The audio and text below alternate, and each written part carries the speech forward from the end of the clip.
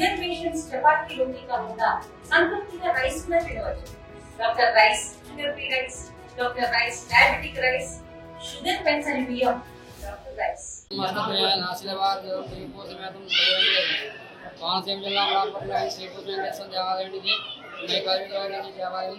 ఈ దేవాలయం ఈరోజు తొలగాల సందర్భంగా ఉదయం తెల్లవారుజాము స్వామివారికి విశ్వక్షేమ పుణ్యాయం పంచామృతం స్వామివారికి విశేష అలంకరణ మరియు శాసనాలు జరిగింది. అనేక మంది భక్తులు పాల్గొన్నారు. ఈ తులాకాశి అంటే స్వామివారు శైలమందిరంలోకి వెళ్తారు.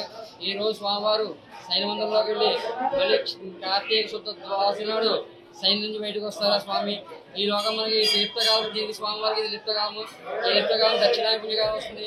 దీనిలో స్వామివారికి విశేషమైనటువంటి పూజలు కార్యక్రమాలు కూడా జరుగుతూ ఉంటాయి. ఇక్కడ దీని విశేషం. దీని తొలియాకాశి రోజు స్వామివారి తొలియాకాశంలో చాలా మంది విశేషంగా భక్తులు వచ్చారు. చాలా మంది చాలా రద్దీగా దేవాలయంలో కూడా. అమలాపురం శ్రీ భూసమేత వెంకటేశ్వర స్వామి కళ్యాణ వెంకటేశ్వర ప్రతి చెందిన అమలాపురం వెంకటేశ్వర స్వామి ఈరోజు తొలి ఏకాదశి సందర్భంగా ఈ పండుగ సందర్భంగా వేలాది భక్తులు అమలాపురం వెంకటేశ్వర దేవస్థానం పొద్దుటి నుంచి కూడా వేలాది వచ్చి దర్శనం చేసుకోవడం జరిగింది.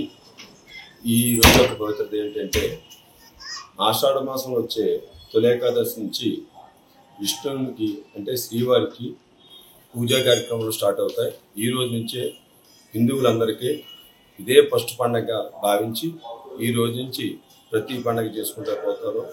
ఈరోజు తొలి ఏకాదశి, నెక్స్ట్ వరలక్ష్మి వ్రతం, గణపతి నవరాత్రులు, దేవి నవరాత్రులు కంటిన్యూగా హిందువుల యొక్క భక్తితో చేసుకోవడానికి ప్రథమైన పండుగ ఏంటంటే తొలి ఏకాదశి.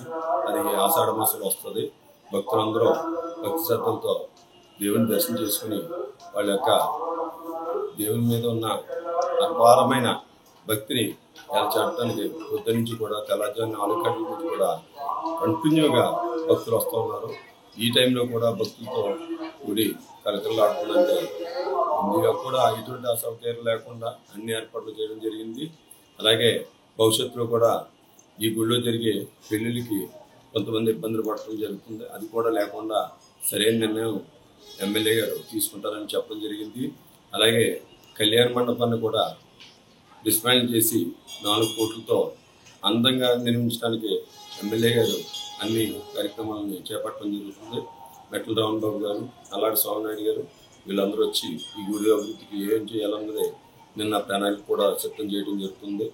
భవిష్యత్తులో ఈ గుడి విద్యుత్మానంగా ఈ వాడపల్లి వెంకన్న బాబు గారు గుడిలాగా తయారయ్యే అవకాశం ఉందని చెప్పి భక్తులకి మనం చేసుకుంటూ సెలవు. తెలుగులో ఫాస్టెస్ట్ న్యూస్ ఇప్పుడు కొత్త అవతారంలో 5 సెకండ్లోనే పూర్తి వార్తా సమాచారం మీ చేతిలో. సోషల్ మీడియా ట్రెండ్స్ మీ కళ్ళ ముందుకే live TV and voice search options తో ఇప్పుడే డౌన్లోడ్ చేయండి. యాప్ లింక్ డిస్క్రిప్షన్ లో ఉంది.